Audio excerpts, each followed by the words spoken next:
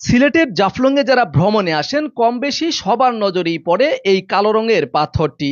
এই কালো রঙের পাথর নিয়ে এখানকার স্থানীয়দের অনেকের মুখে শোনা যায় যে এটি নাকি একটি মাজার, বড় হিল বাবার মাজার। এবং এই কালো রঙের পাথরের ভিতরে একটি কবরস্থান রয়েছে। সেই কবরস্থানে নাকি কেউ একজন শায়িত আছেন, এমন কথা আমরা প্রায় শুনেছি। তো তাদের মুখের সেই কথাগুলো বাস্তবে দেখার জন্যই আমরা সিদ্ধান্ত নিয়েছি যে আমরা কালো পাথরটির ভিতরে যাব।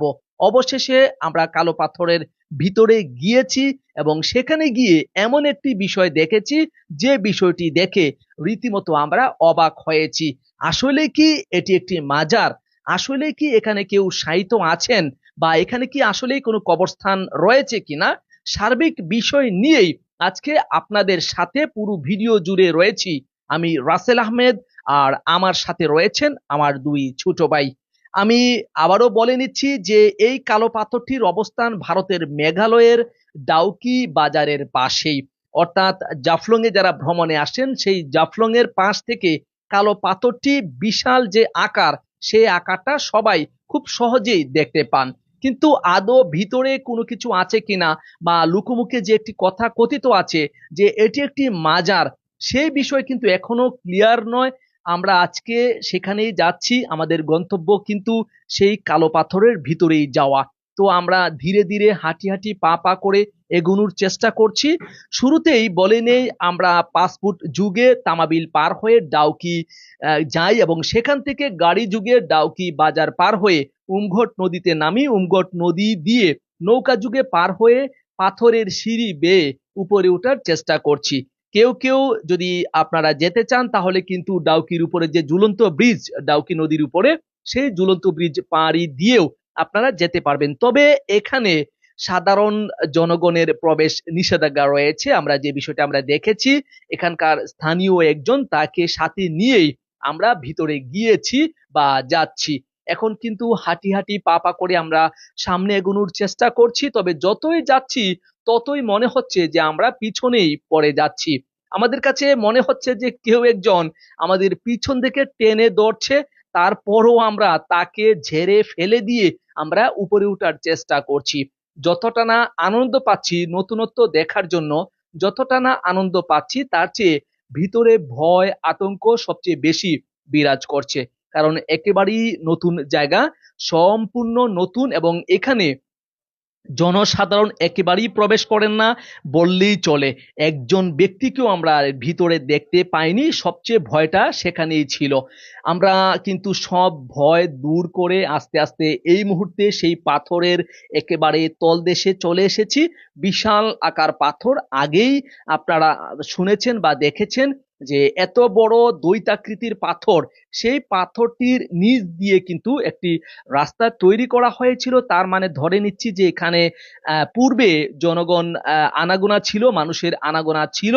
এখন বর্তমানে হয়তো কোনো এক কারণে বন্ধ রয়েছে। রাস্তার যে বেহাল অবস্থা এবং রাস্তাঘাটের যে ময়লা আবর্জনার স্তূপ আমরা দেখতে পেয়েছি, তার মানে ধরে নিয়েছি যে দীর্ঘদিন থেকে এখানে কোনো মানুষের আনাগোনা হয়নি। তো দর্শক, কথা না বাড়িয়ে আমরা সামনে এগোনোর চেষ্টা করছি। আমরা কিন্তু পিছনে দীর্ঘ পথ পাড়ি দিয়ে এই মুহূর্তে সেই বিশাল বড় পাথরটির নিচ দিয়ে সামনে এগোচ্ছি। আমার দুই ছোট ভাই তারা কিছুটা যাচ্ছে, কিছুটা ক্লান্ত হচ্ছে, মাঝে মাঝে আবার না যাওয়ার একটা ফোন দিয়েও আসছে। কিন্তু আজকে যেহেতু নিয়ত করেছি উপরে যাবই, সে বলছে যে এদিক দিয়ে যাওয়া সম্ভব নয় কারণ রাস্তাটা একেবারেই ব্লক। তারপরেও আমি সাহস করে এখানে সামনে এগিয়ে দেখতে পাই যে একটা রাস্তা রয়েছে। হ্যাঁ, এই যে দেখুন একটা রাস্তা কিন্তু দেখা যাচ্ছে। আমরা কিন্তু এই সরু রাস্তাটা দিয়ে ভিতরে প্রবেশ করব। যেহেতু তারা ছোট, সাহস পাচ্ছিল না, সর্বপ্রথম আমি সাহস করে এই রাস্তাটা দিয়ে প্রবেশ করি।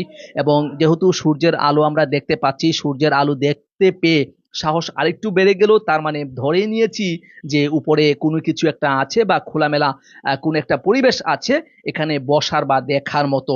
তো আমরা একটু দ্বিধায় পড়ে গিয়েছিলাম মাঝে মধ্যে যে এখানে রাস্তা কিন্তু অনেকগুলো, একটা বামে যায়, একটা ডানে, কখনো একটা বন্ধ তো কখনো একটা খোলা।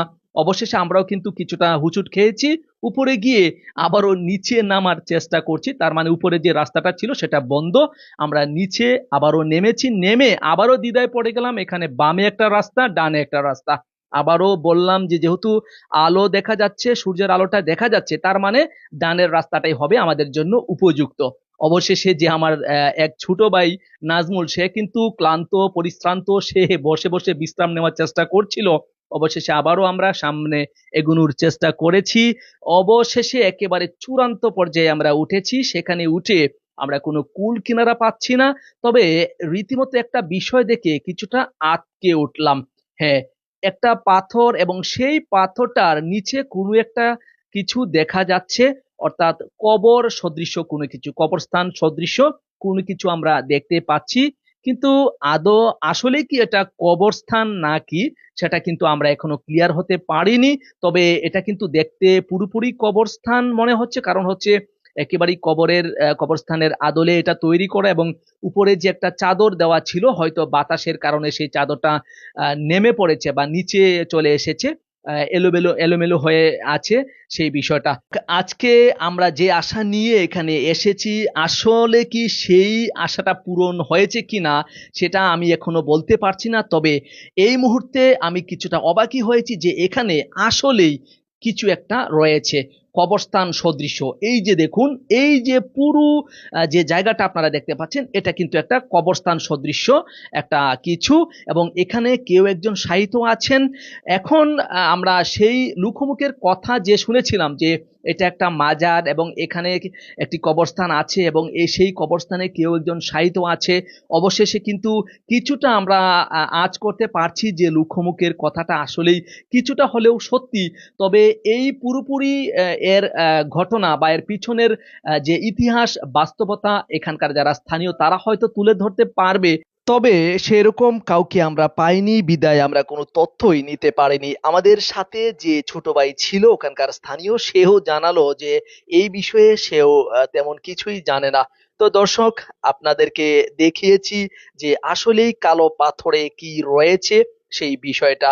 যে যেখান থেকে দেখছেন সবাই ভালো থাকবেন, সুস্থ থাকবেন।